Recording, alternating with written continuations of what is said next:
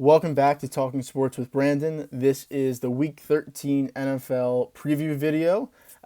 Just before we start, if you didn't check out the video before this, actually the two videos before this, but the Week 12 recap video and then the Dallas Cowboys video, if you're interested in that, definitely check those out. Great videos, good videos to watch. And yeah, we'll get right into this one. So I said it in the last video that this week has a lot of really good games in them. A lot of teams that or rather, at the top of their league or the top of their conference, and they're playing someone who is kind of another powerhouse team or a team that's on the rise.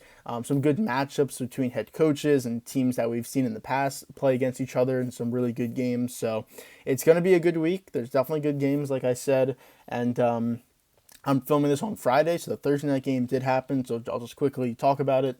Bills beat the Patriots 24-10. Kind of a different game from the Bills. It was more running the ball, more kind of trying to beat them on the ground, control time possession.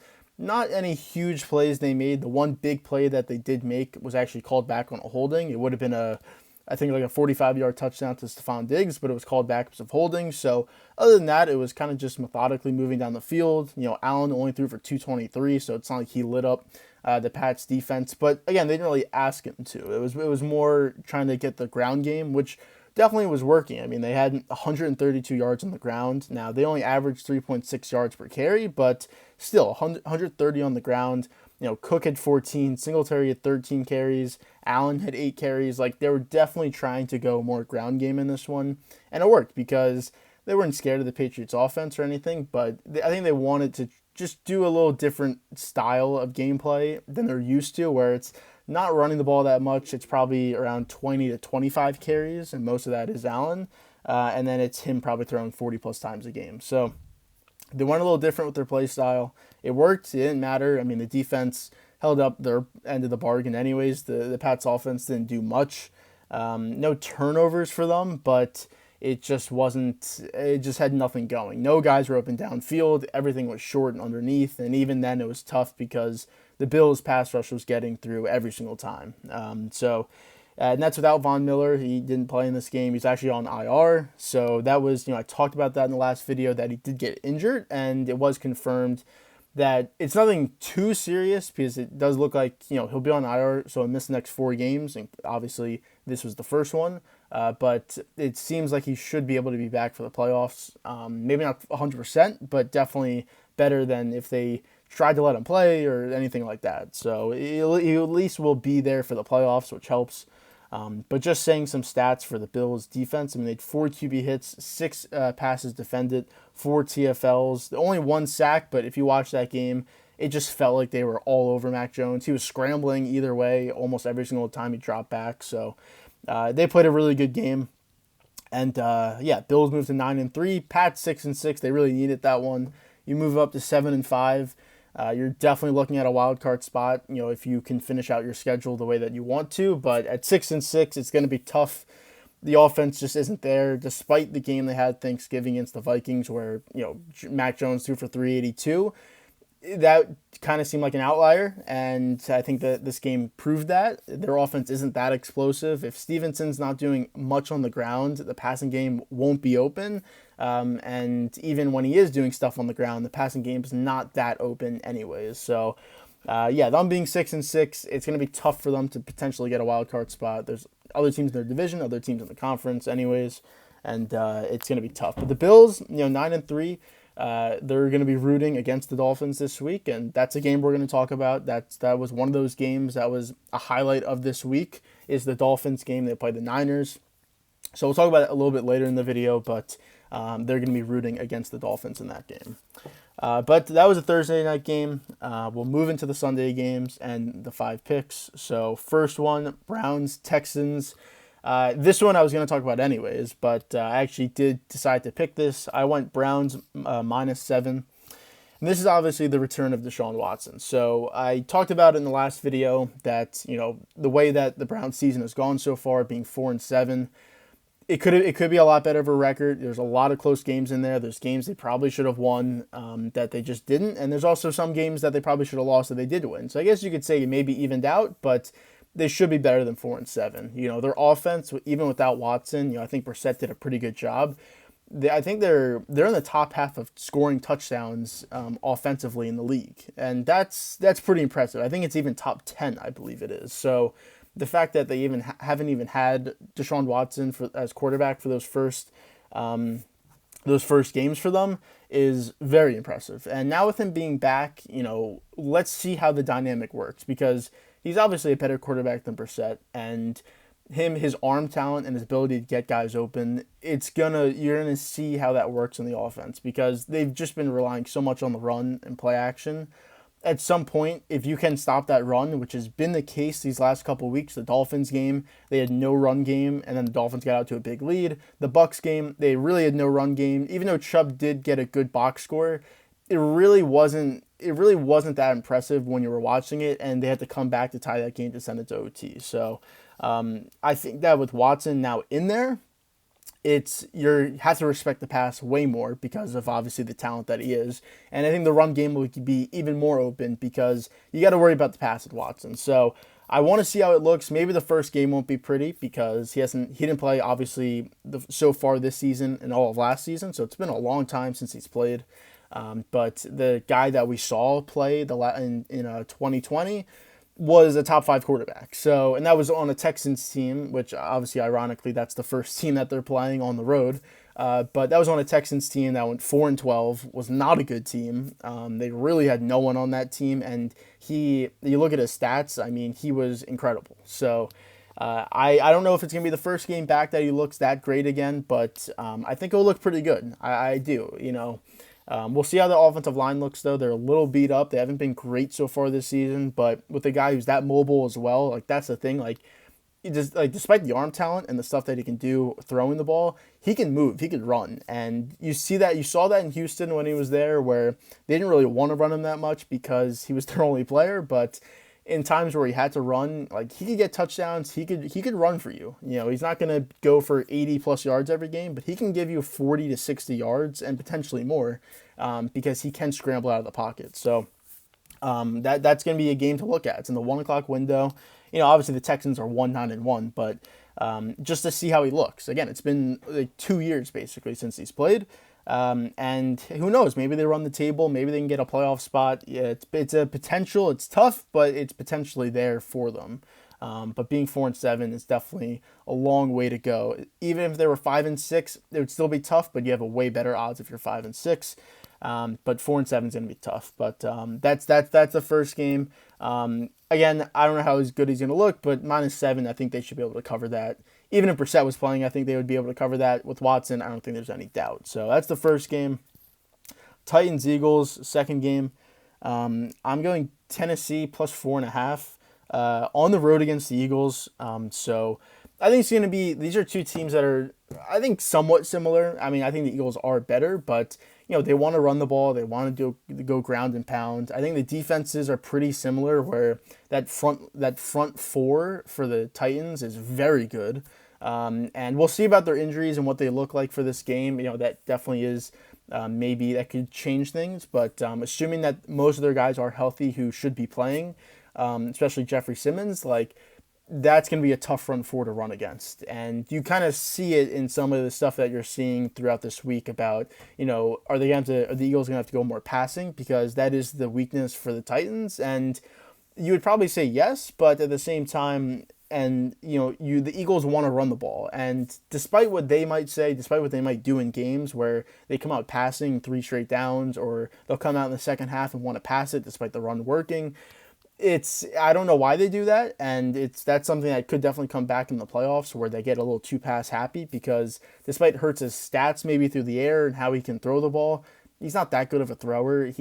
Guys are open because they have to respect the run of him and Sanders, so guys are just more open. And the offense that they have is is an offense that get guys open. They have plays that get guys open and know how to go one-on-one with A.J. Brown, or how to kill a zone if a defense wants to go zone against them. So I think that it's more just like the offense and the system that he's in is helping him more as a passer. I don't think he's that great of a passer, but in saying that, I think they have to pass to beat them, which is where I think Tennessee can stay in this game, because that can cause turnovers. That can cause just not really being able to move the ball, control time of possession as well. Tennessee wants to do that. They want to get the ball and they want to hold the ball for a long time. And Henry hasn't really broke out in a couple weeks. He hasn't had a huge game. The last big game he had was that Texans game. I mean, he ran for 200. I'm not expecting that. But at the same time, he hasn't had a big game where he's kind of just taking it over and really it was just pure dominance throughout the entire game. And I believe that this game can be it. It's going to be tough. The Eagles got a good, defense, and they're good against the run. But he's got to break out one of these games, and I do believe that, this will be the game. I mean, you look at his last couple games. Ever since that Houston game, he went 17 for 115 against Kansas City. That was a good game. But then 19 for 53, 28 for 87. That's awful. And then 17 for 38. So he just hasn't had a big game. I mean, his last 2 games, his longest run was for 9 yards. That's like unacceptable. So I see that changing this week. I see him having a big game. I don't know if they win this game, but again, plus 4.5, they could lose by a field goal that covers even 4, which is also one of those numbers when you're looking at, 21-17, 31-27. So I think that they can cover this, and I wouldn't be surprised if they did win, because I think they're two similar teams, and the guys play hard for Vrabel. I think he's one of the best coaches. He definitely is. I mean, it's a team that was the number 1 seed last year. They're 7-4 this year after being 0-2. They're definitely one of the best. He's definitely one of the best coaches in the NFL. So they're ready for this game. They know that they can beat this Eagles team, and we'll see what happens on Sunday. But that's the second game. Third game, Commanders at Giants. I'm taking Washington minus 1.5. I'm keeping their winning streak alive in this scenario. Right now they're 7-5. Giants are 7-4. I see Washington going to 8-5. I think that they're a better team than New York is. That front 4 is, you don't want to see that front 4. And the way that the Giants want to run the ball, they have no receivers on the outside, and they want to keep it to Barkley and Jones making plays by themselves with their legs. That's going to be really tough. They're going to try and establish it, I would assume, right from the get-go. But if it's not working, then you're all the way on your back heels. It's just like the Dallas game, where you try and get the run. It really wasn't working in the Dallas game, but they were making enough plays, whether it was the big play to Slayton down the field or maybe a bigger run here or there, but really wasn't that much. They were just making enough plays, and they also got the benefit of turnovers.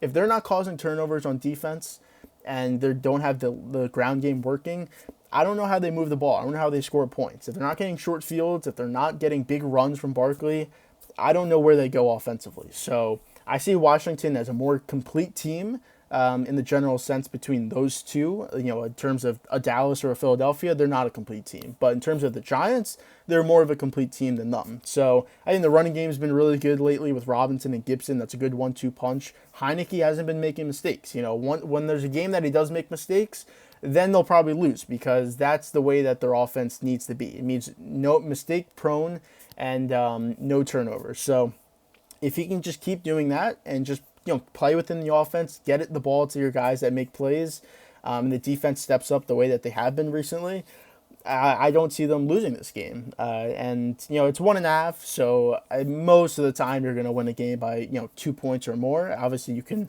the Jaguars beat the Ravens 28-27 last week, but for the most part, you're probably going to win a game by more than 2 points. So, I see this happening. And again, Washington would move to 8-5. Giants would move to 7-5 after being that would be their third straight loss. Lions, Cowboys, Washington. I think that's very realistic. And most people kind of saw this happening once they got out to that 7-2 start. 7-2.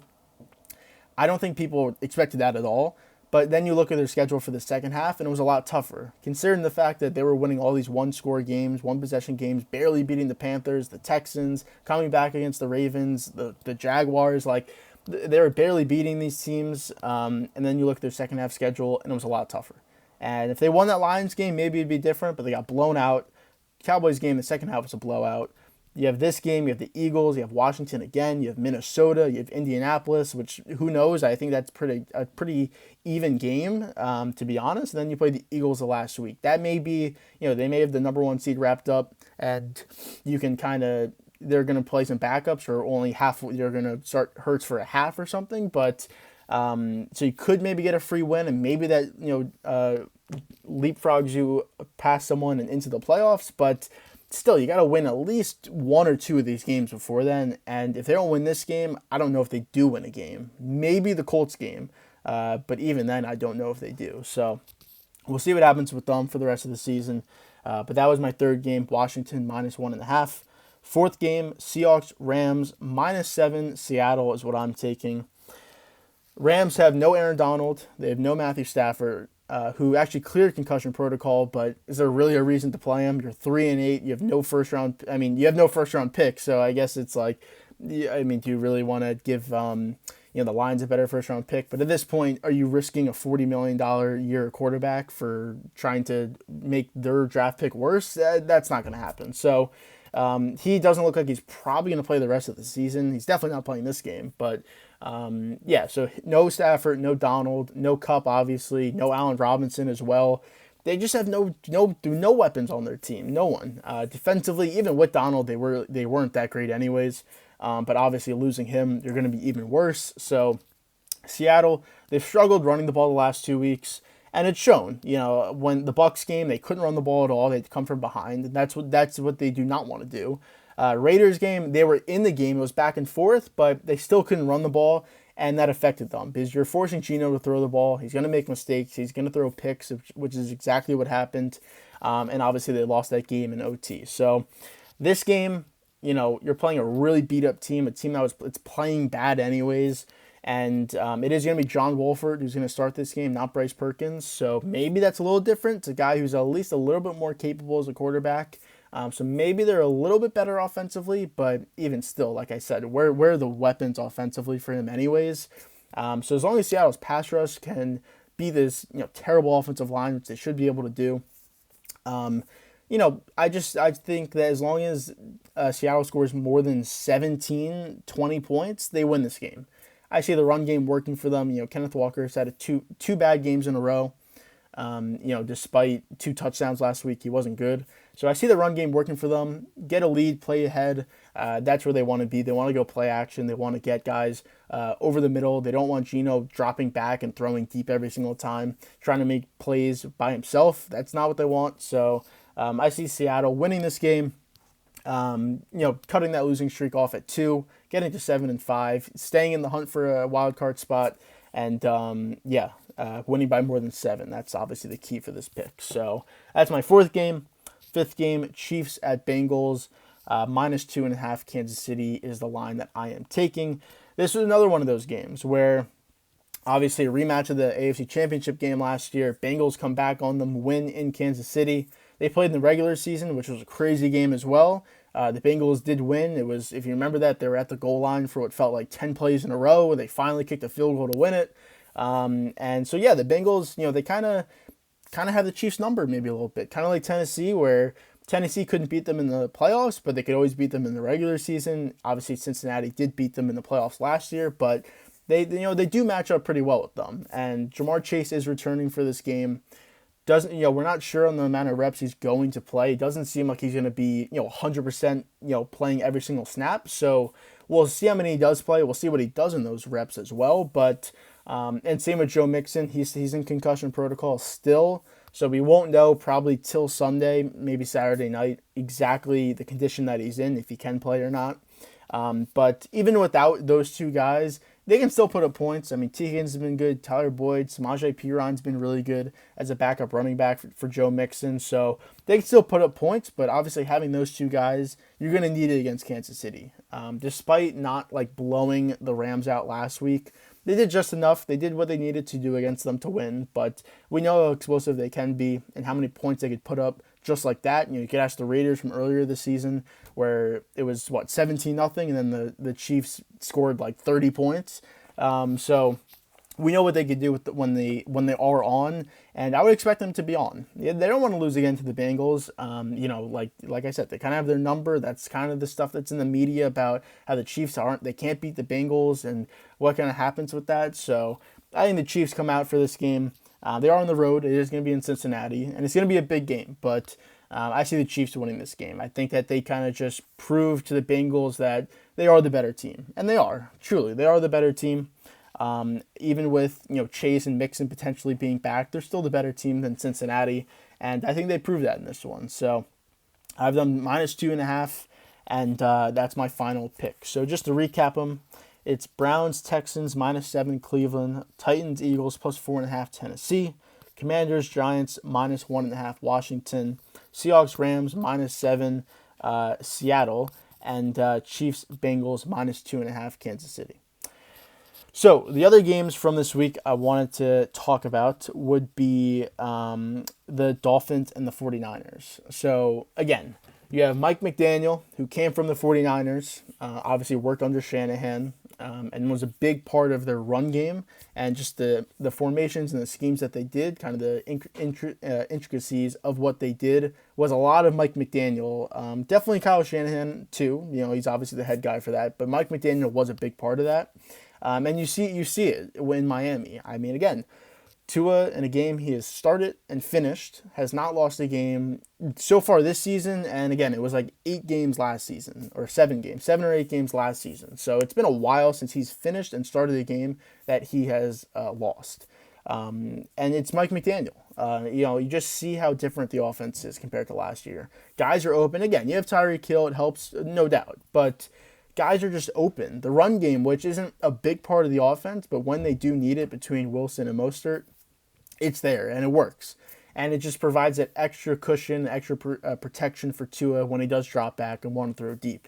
And when you have Waddle and Hill, there's no way that no defense can match their speed. So you rather have to double them, which opens up someone else, whether it's Gesicki or it's Sherfield, their third wide receiver, or it's even just Waddle or /Hill, depending on who they're trying to double. But get them the ball in space. They're going to make plays with their legs, and they just move the ball down the field. And the defense does just enough. They're not a great defense, but they do just enough to hold the opponent to, just less points, or maybe cause a turnover here and there. Just make a big play when they have to. And that's what you need. Obviously you wish your defense was better, but it's good enough for them in the way that their offense is rolling at this point. Now, they're going to play the Niners, obviously, in San Francisco. Niners defense, I think it's the last 3 or 4 games in the second half, they haven't even allowed a point. So that's definitely concerning. I don't think that's going to be the case in this one, but it just shows how great their defense is. And it is. It really is. The way Nick Bosa is playing, the way that Mufanga is playing in the secondary. The corners are a little beat up with all the injuries they've had, but it's held up so far, and that's credit to the defense as a whole. The pass rush for getting to the quarterback and not allowing opposing quarterbacks to really pick and choose the spots they want to beat that secondary, and the way that the safeties have played. Again, Mufanga's played great. So that's going to be a really good battle between Dolphins offense and 49ers defense, and even the Niners offense. They didn't look great in the last game that they played, but against the Saints, they shut them out, but the offense was not good. McCaffrey had a little bit of a knee problem, knee irritation. Elijah Mitchell is now out for a couple more weeks. I think he had another high ankle sprain or an MCL or something, so he's out. So if McCaffrey's not 100%, which he isn't, we'll see how much they use him. We'll see what they do. Again, they always have a running back that comes out of nowhere and can put up 200 yards. That just seems to be the Niners' forte. Wilson, Mostert, there's so many guys they've gone through that have just had monster games for them. So maybe that won't be the biggest issue, but we'll see what it looks like, and we'll see what Jimmy G looks like. Is he going to make a mistake? Is he going to throw a pick, have a turnover? As long as he's not doing that, this offense is good. But it's when the point where they're not, things aren't working great, the run game's not working, and you're forcing Jimmy G to throw the ball a lot. That's not what you want if you're a Niners fan, and we'll see if that happens. If it does happen in this game, it's going to be tough. It's going to be a hard-fought game at that point. Your offense is going to have to, you're going to have to hope that your defense really limits Miami's offense, because if Miami gets out to a lead or can prove that they can move the ball down the field and at least get points, then your offense, 49ers offense, is going to have to get points almost every single drive. That's going to be a problem if that is the case. We'll see if it is. Again, that's going to be a big game. The 2 biggest games this week are both in the 4 o'clock window with this and then the Chiefs-Bengals game. But this is a really exciting game. It's the Niners, again, they're the home team, but they are -4 in this game. But this is going to be a really good battle. It's going to be a really good test, to be honest, for Tua. It's probably, he's played the Bills, so far this season, but this is probably the best defense that he's played so far this year. And it's going to be on the road in a tough environment. and we'll just see how they play. But yeah, Dolphins 8-3, San Francisco 7-4. It's a big game for both teams. Dolphins lose, they're not first place in the AFC East anymore. Niners can lose and still be in first place because even if the Seahawks win, they'd have the same record, but they have the tiebreaker over them. But it's just a win to distance yourself even more in that division. People are kind of picking, I wouldn't even say dark horse because people had them from the start of the season, but the way that the season has went with injuries, people are picking the Niners as the best team in the NFC. And they definitely want to prove that, playing arguably the best team that they've played so far. I know they played the Chiefs earlier this season, but I guess you could say them as well. But the Dolphins, the way that they're playing right now, you could say that this is the best team they've played all season. So that's going to be a great matchup for this week. Again, just big matchups this week, just good teams, heavy hitters going against each other. And then just to list off some of the other games from this week, we have Steelers-Falcons. That's kind of a whatever game. It doesn't, I guess the Falcons kind of need to win to stay in that division, so it's a big game for them, but they're the home team and they're underdogs. So that maybe tells you a little bit more about what's going on in Atlanta. Packers-Bears, Rodgers is going to play and Justin Fields is going to play, so we're going to see them. It looked like Rodgers maybe wasn't going to play, but he said he was good to go. So that does seem to be the expectation for them. So we'll see how he looks. Again, if they lose this game, there's really no reason to play Rodgers the rest of the season. They'll be 4-9. What's the point of having him play? You might as well just start Love, see how he looks, see if he's the quarterback for the future. You need to get someone else, whatever you need to do. So that's a big game for them just in terms of what their future is going to look like with Jordan Love or without Jordan Love. Jaguars, Lions. That's actually going to be a good game. Not the two best teams, obviously, but I think they're very evenly matched between them. They can both put up points when they have to. And the Lions, again, like that stat I said for the Browns, where they're like top 10 in offensive touchdowns. The Lions are like, I think, top 7 or even like top 5. Like they score a lot of touchdowns. And the Jaguars, they can score a lot of touchdowns. Looks like ETN's going to go in this game for them. So it's going to be a good battle between Lawrence and a defense for the Lions that's gotten better over the last couple weeks. They were historically bad those first handful of games, but after that, they've actually improved. They're still not, a good defense, but they've definitely gotten better. And they can, Hutchinson kind of came on. They can get interceptions. They can get sacks when they need to. So it's looked a lot better for them, and that's why, they had that winning streak going into Thanksgiving until they lost in the last-second field goal to the Bills. So you see how close they're getting and how close the team is getting to really putting up complete games and being able to win these games that they've been losing. So that's going to be a good game in the 1 o'clock window. Jets-Vikings, that's going to be another good game. We'll see how Mike White looks in another game against Minnesota on the road. And we'll see what Minnesota looks like. 9-2 for them. That division's wrapped for them. That's obviously out of the question in terms of them potentially losing that division. But they want to definitely make sure that because in the NFC it's basically Eagles, Niners, Cowboys, and the Vikings are left out of that. Rightfully they should be, but of course if you're a Vikings fan or if you're on that team, you think that you should be in that top 4, potentially number 2, because technically your record says you're the second best team in the NFC. So they want to prove something as well. Playing a really good defense. We'll see what Jefferson looks like, how Kirk Cousins looks. The offensive line's beat up. They're not playing great as of late, so we'll see what they look like. Commanders, Giants, like I said, Titans, Eagles, Broncos, Ravens. Before the season started, this is probably a really good matchup, but right now it's not. The Ravens are minus 9.5 in this game. I guess they have to be because of how bad Denver is, and the Ravens are home. But the Ravens have been awful these last couple of weeks. Terrible. There's no way I was going to touch this game because of that, despite how bad the Broncos have been. Maybe one gives, whether the Ravens turn it up again or maybe the Broncos look good. I don't know, but that's a terrible game on paper. Again, maybe when the game plays out, it's a little different, but that's not an exciting game in this week, in Week 13. If it was Week 1, you'd think it was an exciting game, but Week 13, it's not. Browns, Texans, like we talked about, Seahawks, Rams, Dolphins, Niners, Chiefs, Bengals, Chargers, Raiders. That always seems to be a good game between those two teams. They always play close games. Raiders have been getting better. Obviously, Jacobs has been insane these last couple of games. Obviously, his last game was crazy. The Chargers are getting healthier now, so we'll see what they look like. They're still not great right now, but I think that the more time goes by and the more guys start getting back and playing for them, they'll look better. And they should have stay afloat right now. They're 6-5. This would be a huge win if they go to 7-5. Then guys start getting healthier again. And then let's see what they look like. So this is a huge game for them. The Raiders, I mean, they could try and stay in it, but at 4-7, it's tough.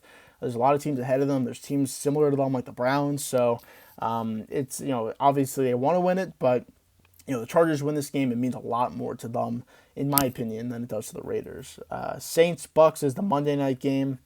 Bucks need to win. I mean, again, Saints are 4-8. I mean, technically they could win this game.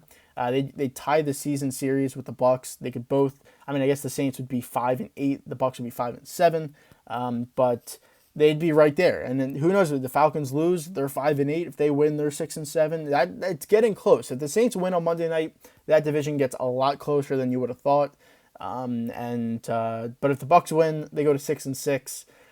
You would assume that they'd be able to kind of take control of that division at that point, but who knows? They've been very consistent as well. The defense has played good, and then the offense doesn't. When the offense plays good, the defense doesn't play good, so they've obviously just been very hit or miss, very up and down so far this season.